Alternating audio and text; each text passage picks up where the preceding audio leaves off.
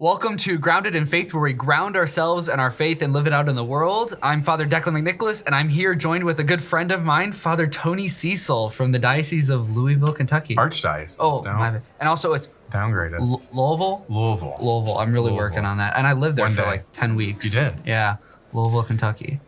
We've been friends. Actually, I think we were talking last night. So you're up visiting me for a couple days. And we were talking last night. I think you're one of my oldest friends that I still stay in contact with because we were freshmen in college. Yes. Freshman year at Brute in 2011. Yes. Right? Yeah, 2011. It took a second.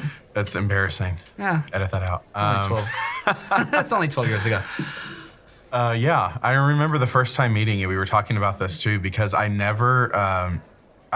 we were talking earlier today. We don't have a lot of Irish people where I'm from. In Louisville, Kentucky. So I had never heard your name before.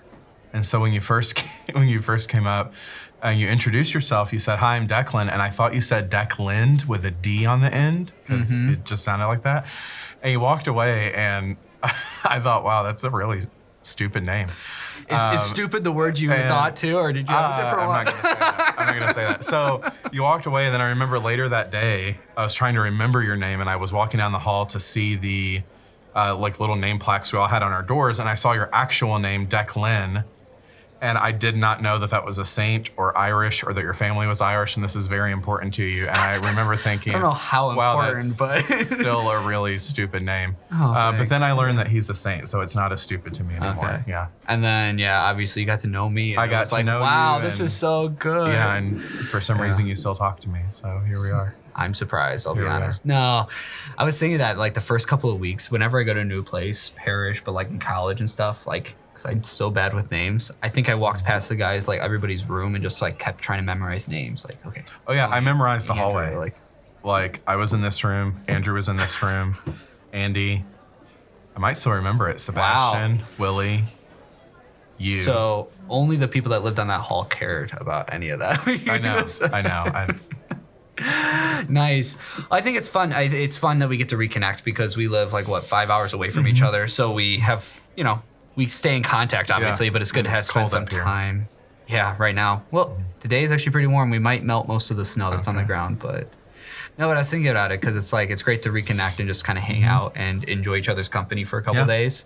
But then how much of a friendship needs to be rooted then also too to support each other. And we've gone through some of those experiences the last 12 years. Yeah. For sure. But I was just thinking most recently at actually my first Mass 2.5 years ago. Yeah. Your first Mass, that's a day I will never forget. That was June 2nd, 2019. So I was ordained a priest first. So by 1 week. I am far more experienced in priesthood than Father Declan is. Oh gosh. But yeah, I remember that so clearly. So my father had been very sick for a long time. He got cancer for the second time when we were in college. I remember that, yeah. And he did all of his treatment. He did his surgeries. It's amazing how long he did. And we thought he had beat it, right? And then the complications from his treatment, together with his age and the other health problems that he would just kind of kept going downhill. And so when I got to my last year of seminary, I was down at St. Meinrad, which I was thankful for because I could go home and visit him quite a bit. But toward the end of that semester, he was going to go into hospice care. And I remember I freaked out. He raised me as a single father. Mom was always there. She was Dad's best friend. But they weren't married. And so he raised me as a single parent, so we were very close. Yeah. And I remember him making me a promise that day when I freaked out. And he said, I'm going to live to see you ordained. I'm going to live to see your first Mass, and then I want to go home. And he did. So he lived. He was at my ordination in the very front row in his wheelchair and his oxygen tank with a big smile on his face. He was at my first Mass in the front row with my mom, who I got to confirm. I was going to say, your first Mass was super special, not just because your dad was there in the front row and man, he was looking so frail at that moment, but you actually confirmed your mom at your first Mass. And that's a whole nother episode. But yeah, and then after the ordination, Dad just started racing downhill. And I remember your ordination was coming up that weekend and I really wanted to go, but I wanted to be home with Dad. And I remember it was one of those moments when people are near the end of their life, they'll start to kind of, I don't like the phrase lose their mind, but lose their mind, right? And he was in that phase, but there was one day in particular where he was very clear and Dad was totally there. Because he never, like, he didn't get Alzheimer's or anything like that towards the end. It was just his body was failing him. Yeah. And so I walked in his room and he was up watching Westerns on the TV like he always was. And he was totally there mentally. And so we had a talk and I said, Dad, what should I do? And he said, you going to Declan's ordination is not going to make me not sick. They said, I got a couple weeks left. I want you to go. He's a good friend. You need to be there. And so I went, all the nurses, everyone said that he probably had a couple weeks left. So I decided to go and went to your ordination. It was beautiful. It was hot. It was There's hot. no air conditioning. No air conditioning in the cathedral. Brutal. Work on that, Diocese of Erie. Call out, Gary.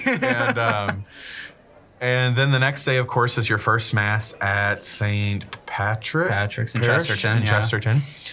And it was a beautiful Mass. We processed out. And I immediately looked at my phone because I was just nervous to be away from home. And I had a voicemail from my mom. And I knew without having to listen to it what she was going to say. Yeah. But I did hit the button to listen to it. And she just said, your dad just died. You need to get in the car and come home. And I remember skills from CPE kicking in. So CPE, Clinical Pastoral Education, when we were in the hospital. Yeah. About recognizing and feeling your emotions, but when you have to, putting them to the side for as long as you can. So I remember locking eyes with our classmate, Father Andrew, and I said, Dad just died, you have to take me somewhere. Because the last thing I wanted to do was like cause a scene at your party. I need enough attention already in life, and I did not want to make your party about me. So he took me away to the sacristy, and of course I just lost it. And you had gone out to your party. At this point, I had no idea that any of this was happening. Yeah, and what really impressed me about that day, I could go on and on forever about it, but what really impressed me about that day is I was surrounded by all my friends. I was surrounded by people that I knew loved me quite a bit, and people that shared the same most important thing in their life, their faith, right? Mm-hmm. And so I have very clear memories of everything that happened, of them eventually taking me to the confessional because it was more private. Because people were running in and out of the sacristy, and I was embarrassed that I was crying in front of everyone. And people helping me make phone calls and all the little things, figuring out how to get me home. Someone went to tell you. But what really impressed me, along with all that, is eventually they got me out of the confessional to the church. Like we would be making the way to the car, then I would break down again, like, okay, let's take a break. And we got out into the church, and I was sitting there, and I remember, I think your mom came in before you did. And she sat down and just held me. And I thought about it later, like the mom of a priest is like a rock star, right? Especially at her son's ordination and first Mass. Like all eyes are on the priest's parents. Mm-hmm. And which is probably why my mom hated it so much. Maybe that's why she came in the church. I don't know. But I think it was more like she... the willingness that your mom had to step away from her moment of her son becoming a priest, and to comfort me and kind of be a mother, right? Even though she's not my mom. Yeah. My mom wasn't there at the moment, was really moving. And then you came in, and you're not a touchy person, but you hugged me, and I cried all over those beautiful new vestments that you had. I should have paid for your dry cleaning. I can send you the bill if you really want it. Okay. No. But it really meant a lot to me that being able to be surrounded in a very painful moment far away from home by people that really did love me. And it showed me that even in the hardest moments of our life, right, there's still a lot of beauty to be found. Mm-hmm. We just have to look for it, and we just have to ask God to show it to us. I remember sitting in the confessional at St. Patrick. I almost said St. John's, that's where we are now. At St. Patrick, and there was this beautiful crucifix on the wall. And I remember looking right at the crucifix and saying, Jesus, I don't know where you are, but you have to show up right now. Mm-hmm. Like, I have to be able to see you. And he did. Through all the people that were with me. and all the people since then, because that's a hard loss. So I was ordained a priest. 1 week later, my father who raised me dies. And then a couple weeks after that, I move into my first assignment. Well, in between that, I think you went home that Sunday and you had to bury your dad. Yeah. On Tuesday? On Tuesday. We planned his funeral Monday, and he didn't want to be embalmed or anything, so you have to do it very quickly. So like outside of your first mass, your next biggest thing you had to do was bury your own dad. So my first mass was obviously the first time I celebrated mass. My first confirmation was my mother. Yeah. Before I left to come to your ordination, I anointed my dad. So the first time I did the anointing of the sick was for my dad. Mm-hmm. And then the first funeral I ever did was for my dad. So all of that's kind of a beautiful way too, that even in the sadness of it, the Lord gave me this gift of my firsts as a priest, all being with my parents, because they're the reason that I'm here, right? Their faith, they're introducing me to Jesus and showing me. I tell people all the time, my dad's two greatest loves of his life were Jesus and the church. And his whole life, in the time that I had him, I, of course, was with dad at the end of his life, but those 26 years was spent with dad teaching me to love his greatest loves and to show me how much they love me in return. Yeah. And I remember saying to him at my first mass, thanking him for showing me that, but also loving me enough to give me away to Jesus and the church, and giving up whatever, grandkids, all that stuff, all of that. So yeah. No, I think one of the most powerful images I have when I think about your dad now is at your first mass. So he's in that wheelchair and he has oxygen, and it's you like embracing him during, I think, probably the sign of peace or something. It's just that powerful image of like you loving your dad back in the midst of it and what he did. Yeah. It is. Yeah. And it's just this beautiful, I haven't really shared this before. So this is Grounded in Faith exclusive. This is exciting. I'm at the edge of my seat. I mean, I probably shared it with you, but one of the beautiful things about my dad and the journey that we went on together, because he was in not great health most of my life, right? No, I remember, even like when we were in beginning of college, like going and visiting your house down there, like he was not healthy. Yeah. Because he's older and everything else. But so dad would tell me this story, I'm assuming it's true, when I was a little kid, about this experience he had heart problems. He had heart disease. In his life, he had 4 or 5 heart attacks. He had congestive heart failure a few times. He had stents put in, anything just you can imagine. Piles on everything, And he had this experience where he had like a near-death experience that people will talk about a lot. And all the things that people say happen, right? Like he saw the bright light, and he said he felt this loving presence with him, but he also heard this voice saying, "You're not finished yet." And that's when he was revived by the doctors at the hospital. And he always told me he thought that the "you're not finished yet" was because I was going to be born. Not too long after that is when they found out mom was pregnant with me. And so in my relationship with my dad and his faith and teaching me the faith, you were able to see it was so important to him. And the beauty in it to me is it's like the reason the Lord gave him this extra 26 years was to get me where God wanted me. And then that happened, mission accomplished, it's time to go home. It definitely seems, right? Like Jesus is like, okay. Yeah, and it was just this beautiful, I thank God for the gift of my dad that he gave me, but also I know that like we have to give those gifts back. Death is not a bad thing in the Catholic worldview, right?